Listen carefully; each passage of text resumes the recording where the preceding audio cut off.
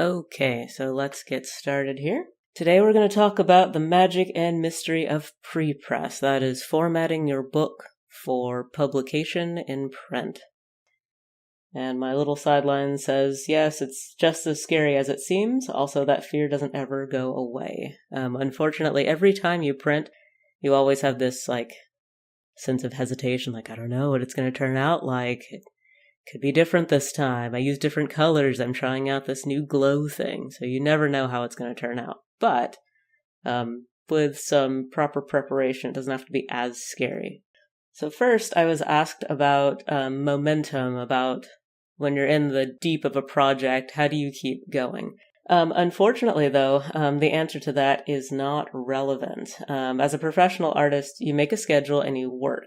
Schedules change, setbacks happen. Of course, some days you're sick, but just think of it like any day job. You go in, you clock in, you do the work. Sometimes you show up in a hoodie and you're all disgusting feeling and you kind of slog through the day, and sometimes you're like the model picture of productivity. But either way, you show up and you do the work. Sometimes you have to take a sick day. That's fine. It happens in regular day jobs, but in general, you just want to make sure that you are showing up and doing the work. So motivation doesn't matter. Momentum is great to have. Motivation is great to have. But either way, you have to work without it. And this is a giant quote from Chuck Close. Actually, I can read it out since you might just be listening to this rather than watching. The advice I like to give young artists, or really anybody who will listen to me, is not to wait around for inspiration. Inspiration is for amateurs. The rest of us just show up and get to work. If you wait around for the clouds to part and a bolt of lightning to strike you in the brain, you're not going to make an awful lot of work. All the best ideas come out of the process. They come out of the work itself. Things occur to you. If you're sitting around trying to dream up a great art idea, you can sit there a long time before anything happens. But if you just get to work, something will occur to you, and something else will occur to you, and something else that you reject will push you in another direction. Inspiration is absolutely unnecessary, and somehow deceptive. You feel like you need this great idea before you can get down to work, and I find that's almost never the case. And then someone asked about ideas. Ideas aren't important. Your specific idea does not matter. It's the execution of that idea. Almost every idea has been done in some way, so you're not looking to be particularly spectacularly unique with your great idea. It's just up to you to do your idea in a spectacular way. Take, for example, Akka. It's a Japanese manga and a anime. Their map is literally the shape of a bird. Note the bird here. I mean, it's actually a bird, and they don't even pretend like it's not. They actually go out of their way to talk about, to use the bird as a mascot and to highlight that it is a bird, and it doesn't even matter. No one cares because that's not the point of the story.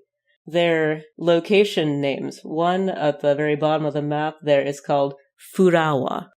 It's flower. Not only is the word flower, they actually use that as a theme for the location. So there are flowers everywhere, and the main family, the aristocracy there, is named after flowers. They're the Lilium family. Right beside it, you have Famasu. It's farmers. I mean, there's Inspector Maize and Beets, and the people are all super tall farmers, and the food's giant because they're farmers. Famasu. And guess what? Nobody cares because the series is fantastic and it's one of the best looking things that was on TV at the moment. So, ideas don't matter. The execution of the idea does. I was also asked when to share. Apparently, there's mixed thoughts on sharing. You want to keep your secret story all locked up and only share to a couple people because someone's going to steal your idea. Probably not. But, if you are concerned that someone's going to steal your fantastic idea, that's fine. I do still suggest that you share, though, as early as you want to. I've shared ideas that were, I'd pull my friend aside and say, okay, I've got this, half-formed thing, I'm thinking like sheep, but they're like magical sheep. Like maybe they're like lightning sheep, and then like, they give you a fleece and it kind of makes you go crazy. And you'd be surprised. Sometimes people are just nodding along like, yeah, that's a great idea. And your friends aren't going to steal your ideas. If they do, they're not your friends. And then you start making the project, or at least, making the initial sketches or writing, and then you share it with the public. Once you've started executing on it, it's your project. So even if somebody steals it, you can just say, hi, look, I've already started this. That was my idea. Go put yours away. And that is a thing that you can do. And your followers will also out the person and shame them. It happens all the time. So now we're going to go over how to write a story quickly. Now that we've established that any idea will do, I'm going to cover a quick method for writing. I know that it works for comics, but I haven't tried it for prose yet. So perhaps I'll try it for prose next and see if it works out the same way. The first step, unfortunately, is to have a story. And I know that's the hard part, but it doesn't have to be a fully fleshed out story. It can just be the basics. I'm going to use Woolmancy for an example, and at the time, Woolmancy was written, but it had gone through so many stages of editing that it changed a lot. So I was up to any changes that would happen. But I had the main character. She was a perfectionist weaver's assistant. I knew that she went on a journey to find a fleece. I knew there was a bad guy who, at the beginning it was a murder mystery, but there ended up not being a body. It ended up that she was just crazy, but there was a bad guy that was plotting against her. By this point, I think we had moved on to dangerous shadows lurking in the darkness, something. But I had my basic story. I kind of knew where it started, kind of knew where it ended, and the middle was, there was some kind of journey that happened in the middle. So you have a basic story idea. Then I'm a spreadsheet person, so you can open a spreadsheet. I find it easier to open a spreadsheet because I can move things around later, as I'll show you. But you can make bullets on a piece of paper if that's your style. I love writing by hand, so I will not shame you if you want to do it on a piece of paper. And you're going to write your comic using only 10 pages. Like, let's say you're in an anthology, and you're only allotted 10 pages. And yes, I mean that giant fantasy epic that you have that's supposed to span like 60 volumes. You're going to write it in 10 pages. There's even a further limitation to that. Not only will you write it in 10 pages, you're going to write Act 1 in 3 pages, Act 2 in 6 pages, and Act 1 in 1 page. So let's go over more specifically what that means. Percentages. I'm going to go over what each act means, and you don't have to use 3-act structure. This is just an easy way to think about it. You can use 5-act structure. You can use 7-act structure. You can use, there's something, 8 plot points. It doesn't matter. This is just an easy way to break it up. So generally speaking with comics, you want to get Act 1 done in the first 25%.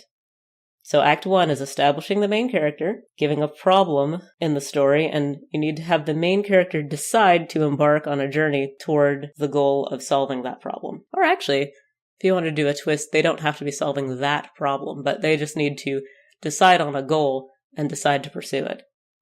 Act 2 should take up the bulk of your story, and that's what I struggle with a lot, because my Act 1 tends to be pretty long, setting everything up.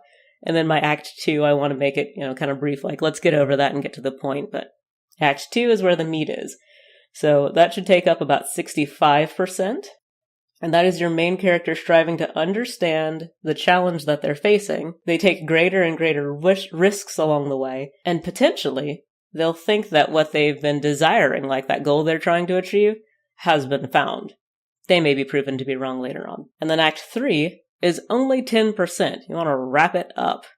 So the hero takes the greatest risk. So they could be taking risks along the way, building and building, but this one's going to be their greatest risk. They're going to put forth the greatest effort, and ultimately they win, if you want it to be a comedy or a romance or whatever. Or they can lose, which would be a tragedy. And this is where the climax occurs.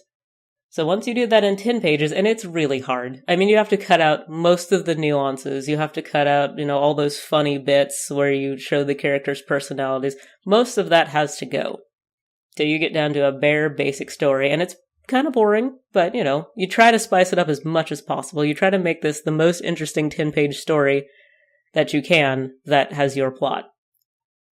I don't remember what my 10-pager was, but it was something like Marin is the main character of Woolmancy. Marin, you get introduced to her personality with her rival. I think you get introduced to the main bad guy, and then the next page she goes on her adventure.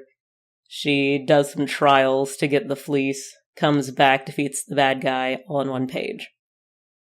That was pushing it, but hey, that's what you gotta do in 10 pages. And if you're gonna write for, Marvel or DC, you have to get it done in 10 pages. Or not 10, it's like 20, 26 or 32. You don't have a choice. That's what they give you. You have to create in that space. Webcomic artists, most of them have forgotten this. They tend to go on and on and on about, oh, look at this fun little moment over here, and look at this grand vista over here, and look at this thing that doesn't have anything to do with the actual main plot, but I need subplots because subplots are important. Subplots are fine. They do make interesting 1,000-page books, but they are not necessary and integral to your main plot. Main plot is what matters. So in 10 pages, you figure out your main plot. Then you take your spreadsheet and you expand it. Now you're going to tell the same story in 20 pages. And off to the side here, you see my Woolmancy in 20 pages. And it's not bad. I mean, you introduce the main character, you introduce the bad guy, you find out that the shadows start taking over, you introduce that the fleece is the solution, evil magic takes over the weavery, she's pulled into a safe location where she can go find the fleece, and then in the next chunk of pages, she finds the fleece, goes through all the trials to get it. She actually meets a secondary character in there. And then in the last 2 pages, she returns to the weavery, asks her friends for help. They take down the monster together. That's looking pretty good. That's actually the story of Woolmancy. It gets all of the points in, and I could tell that story in 20 pages. Now, I wanted to make it more interesting. I wanted to go into her relationship with her best friend. I wanted to go into some of the deeper things that she struggled with. I wanted to build some drama, show off the scenery. So it ended up dramatically longer than that. It's about 154 pages. But I just kept expanding in steps. The next one I did was 50 pages. Then I took it out to 100 pages, keeping those same plot points, but I was just expanding them because I had more space. And then I ended up with a full set of descriptions for what happens on every single page. From there, all I had to do was add official dialogue, and I was set to go. So, now we're on to the actual making of books, pre-press, what I said I would talk about in the beginning. So first we're going to go over bindings. There are several ways to print your book. If you are doing under, usually the standard is under about 40 sheets, probably 35 is the max you want to go. You're going to go with saddle stitch. That is the stapled standard comic book look. There's nothing wrong with a saddle stitch book, and it is very, very common. If you have a really thick book, we're talking over like 160 pages, you might decide to go with a hardback. Those are just normal hardback books. You see the binding on the side there. There are different types of hardback books, especially if you're actually a bookbinder and you're making these yourself. But really, the one that you see here in the picture is about what you're going to get if you're ordering a book. Likely you will be ordering these from China. You might have your own feelings about that, but if you want to make it affordable, the best way to print a hardback book at the moment is through presses that deal with China or Taiwan. So Kraken Print goes through Taiwan, and Print Ninja goes through China. They're both excellent printers. I guess they're print brokers, actually. And then we have Perfect Binding. That's a paperback book. There's also something called library binding, which is a better version of the paperback book, but most print companies do not offer library binding, but some do. You just have to research the print company. And that's for the things that are in between 32 and 160 pages, more or less. You can hardback bind your 80-page book if you want to. It's all up to you. And so for the format, and by this I mean the layout of an actual book. A lot of people have come to me and said, great, my comic is 20 pages. It's going to be a 20-page book. And I look at them and say, maybe not. First of all, your book pages have to be in multiples of 4, usually. If you're doing a library or perfect bound book, it doesn't necessarily have to be in pages, multiples of 4, but a lot of print companies will have you do that just because it's easier, speaking of paper division and that sort of thing. So usually things are in multiples of 4. So that's one thing. And beyond that, there's a lot of extra material that goes into a book if you want to make it look like a nice actual book. If you're just printing a floppy comic book, you don't necessarily have extra pages, but sometimes you do. Sometimes you run advertisements in the back, so you'll have some extra pages there. But basically, there are 3 sections to a book. You have the cover, the interior cover, and the interior pages. So let's break those down individually. The cover. Okay, I lied, actually. The cover and the interior cover actually go in the same file when you're sending them to the printer. There's almost always a separate file for the interior pages. It depends on the printer that you work with, so you have to check with them, but oftentimes they'll have the cover and interior cover in one file, and then the interior pages on another file. You'll need a front cover with some fancy image, and a back cover with whatever you think is best. For Bellmage, I have the blurb that appears inside the book, the ISBN barcode, and the Blue Cat Co. library logo. Technically speaking, the Blue Cat Co. library logo and the ISBN should probably be swapped in places, but I like the way that looked, and I don't think anybody's going to call me out on it. So don't call me out on it. Inside the cover is the interior pages. You can also call them the end papers. You'll see end papers in fancy hardback books. They usually glue to the interior cover of the book, and then form one of the first pages of the book. I love end papers. You can see the end paper that I made for Bellmage. For paperbacks, usually you just print an interior cover, though I have a paperback in my hand right now that actually did the interior cover, and they did the first page as an end paper.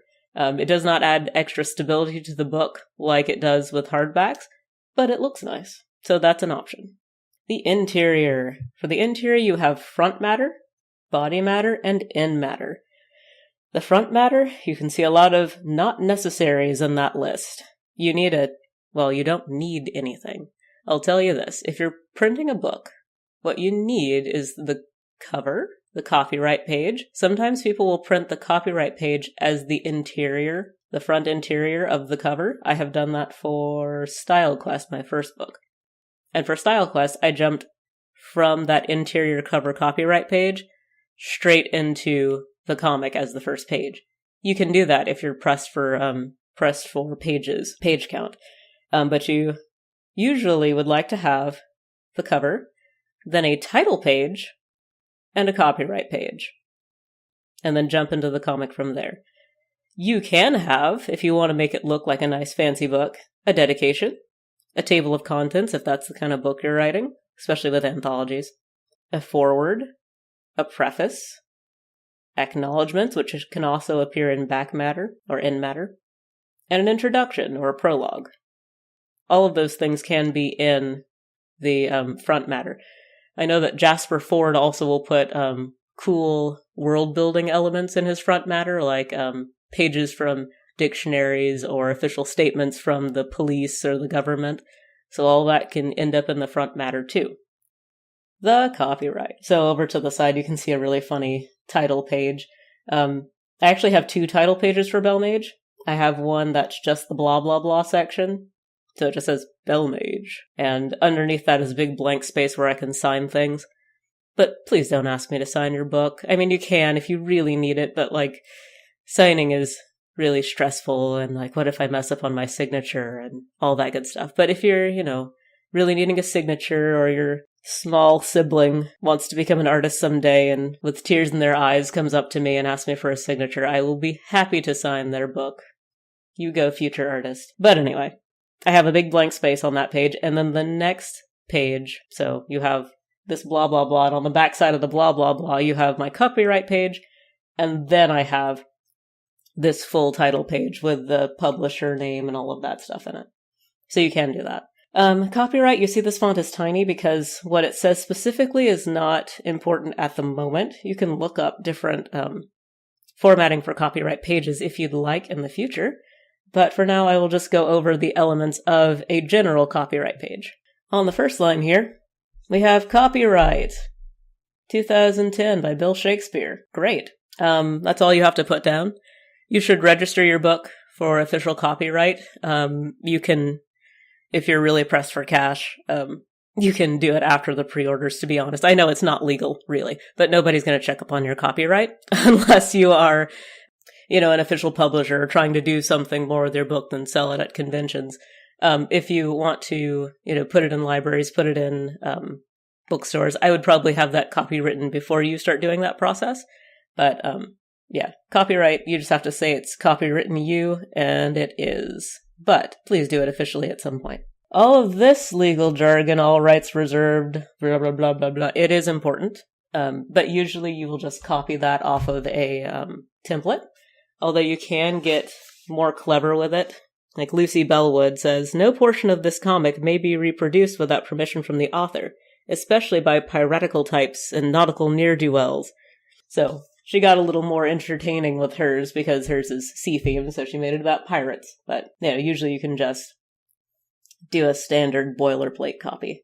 Then we have the location of the press, where your publishing house is located. If that's you and you've registered as a business, you put whatever you've registered as your business as, and then the website. This actually put in ordering information, which is clever. If you have proper distribution channels, I just put on mine that, for contact information, see my website. I like to put where it was printed. For me, I actually put printed by Smart Press in the United States, because I like to give people as much information as possible. Also, somewhere in here or here, I can't remember where I put it, I like to put what materials, like this book was set in Open Sans, illustrations rendered in pencil with digital coloring. I just think that's cool. And I believe it's Candlewick Press that does that with all of their books. And it's a great research tool, because you can find out exactly what the author used. Or if you're like, man, this font is amazing, you can look that up. I love copyright pages, I'm a nerd. Oh, my stylus has stopped working, so I'll just continue talking. Right below that is the publisher cataloging in publication data. That's the CIP information. I tried to register for CIP, but I got a lot of stipulations on being an actual large publisher. But then I saw someone else register for CIP, so I'll have to try it again with my next book.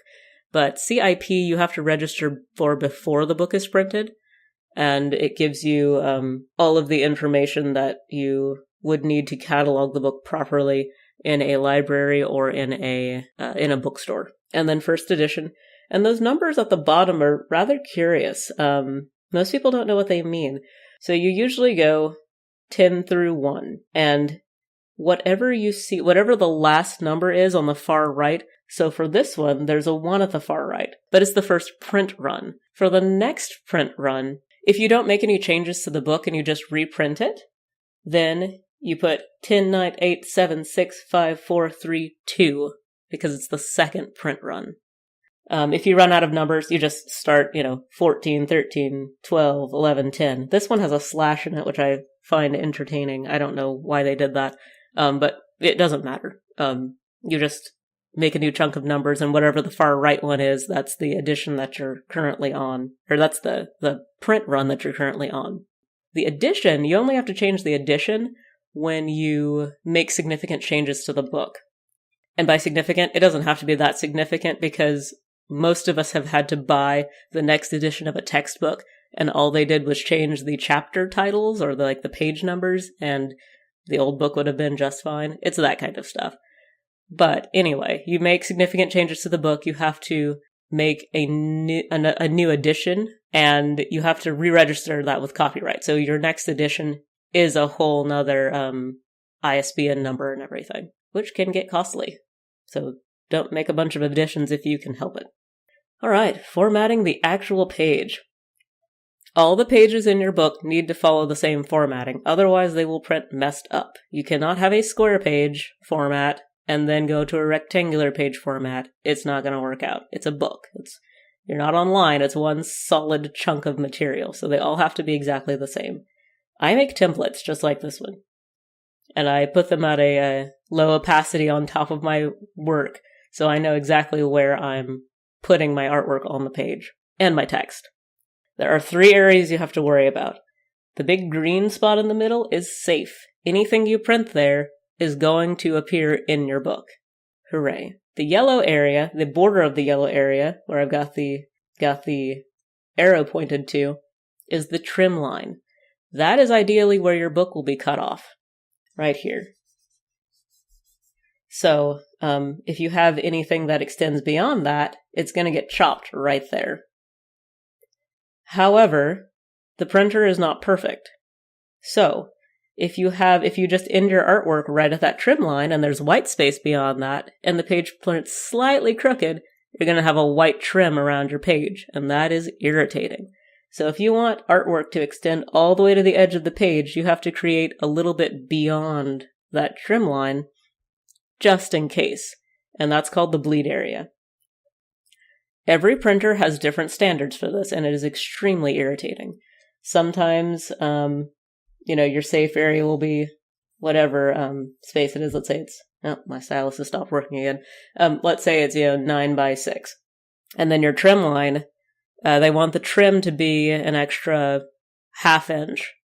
So you have to add ½ inch to the top and a ½ inch to the bottom, ½ inch to both sides. So then your page size is actually 10 by 7. That's your final page size, 10 by 7. So if you want your book printed with no bleeds, you send your files to the printer at 10 by 7. However, if you have artwork that's extending beyond the edge of the paper, you indicate that you have bleed, and let's say their bleed amount is another ½ inch. So you have to add a ½ inch to each side. So actually the files that you're sending to the printer are 11 by 8 inches. Because you've had to add an inch to all of that. So it's interesting, and you have to check with your printer, and you have to set up your guides, and it's pretty stressful. Usually I think that I got it wrong, but most of the time, if you just follow the example set, you will get it right. Additionally, you're going to want to add, if it's a paperback book, let's say these are 2 pages here. Oh, it's malfunctioning again. There we go. Let's say there's 2 pages here. You're going to want to add an additional gutter to the inside. This is called the interior gutter. So on top of the initial trim, that yellow area, the interior trim is going to be a little bit wider because your pages are going to get sucked into the middle of the book. A lot of people forget about this, and then you get word balloons and things that are like in the middle of the crease that you can barely read. That's extremely irritating, and it looks really bad. And I saw a book printed by Dark Horse that forgot about interior gutters. Like, how could you do that? But anyway, check with your printer, see what their cutoff for is with interior gutters. That should be listed on their website. If it's not, send them an email or call them up and see what their standard guides are, because you do not want to get that wrong. So bleed examples. So this first picture here with the bell has full bleed.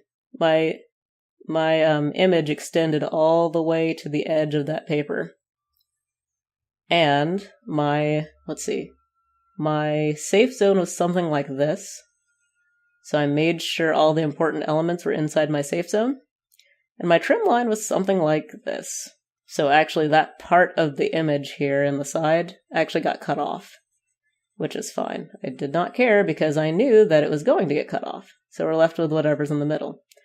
This one has partial full bleed. This is just considered a full bleed page either way, but see on here, my safe zone was here. I made sure all of my text and panels were in that safe zone. And then my trim line was something like this. Straighter. But all the area on the outside was cut off. And I didn't care because none of my elements that were essential were in that area. This page is not a bleed page. The art does not extend to the sides of the page, the very edges. And so that was my bleed line, something like that. That was my trim line. And who cares because it's white space, but that was my trim line. And I still had a safe zone. And I still had my safe zone right in the middle there where all the all the panels are, just in case something went wrong, and the trim line was a little bit off. Everything was safe in the middle. Formatting the file. When you are done with your artwork, and you've set up your zones and everything, great, good to go. Please make sure that you turn your trim and bleed lines off. You don't want to have your artwork printed with a big green spot in the middle. But when you print, things almost always come back from the printer darker than expected. According to a pal, graphic designer, things print 20% darker than on screen, just standard. So I don't know what software you'll be using, but you adjust your midtones to be lighter. And usually in Photoshop, you do that with levels. So you go to your levels in the, edit, adjustments, levels, I believe. And you take the middle slider and you move it to the left about 0.20, about. And I find that works pretty well. You have to play with it, though. I've seen numbers less than that, and I've seen numbers greater than that. So you just gotta play with it. And that's why you always send out for a hard proof when you print.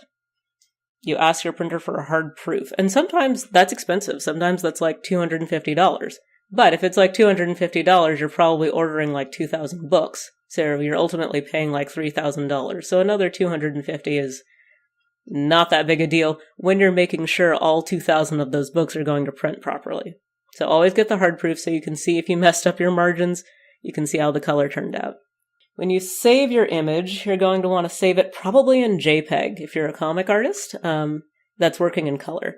JPEG is good for pictures and things that have lots of gradients. But if you're just working with flatter graphics, or maybe that's your style, kind of like Scott Pilgrim or something, you might want to save in PNG. It's best for typography and solid lines or colors. A lot of printers will ask for a PDF of your book. You want to save your initial files at least 300 dpi, that's standard print size. And you're going to want to make sure the PDF does not compress below 300. So maybe you'll save higher. Maybe you'll save at 400 or 600 dpi and have the PDF compress. I don't trust PDF compression to do it right. So usually I like to make my files the right size and then just tell it not to compress. But it's up to you. You got to try it and see what happens. And just as a side note, if you want to share these pictures on social media, you probably want to shrink them to about 72 dpi. A word on printers. You have to do what's in your budget based on research, based on how many books you need. Most printers will have price calculators. You definitely want to send out for paper samples. A lot of them will do paper samples for free, or at the most like $5. Or I think Smart Presto is like $15, but then if you print with them, they credit that $15 towards your first print job. So you get the money back. Important questions to ask them. Do they want their files in CMYK or RGB? This has to do with color mixing. CMYK is what printers print in, but RGB is what screens see. CMYK is usually much more, desaturated. It's real life colors, so it's only what you can make in real life, whereas you can do some crazy neon stuff with RGB. So if you give them the wrong file type, your colors are going to be all whacked out. So just make sure you got to check with them and see what they print with. You got to find out again what their safe, trim, and bleed zones are, what paper types they offer, and are the paper types suitable for your needs? Do they offer hard proofs? Is there a minimum order? And most importantly, what is the turnaround time? Because you don't want to order books for a convention that's in a month and find out that it takes 8 to 10 weeks to get your books from China. On that note, let's talk about papers. Paper is naturally uncoated. If you make a piece of paper in your home, it's going to have a dull finish. So you get features like matte, soft touch, gloss by applying coatings to the paper. Uncoated paper, it'll feel like you printed on a computer at home.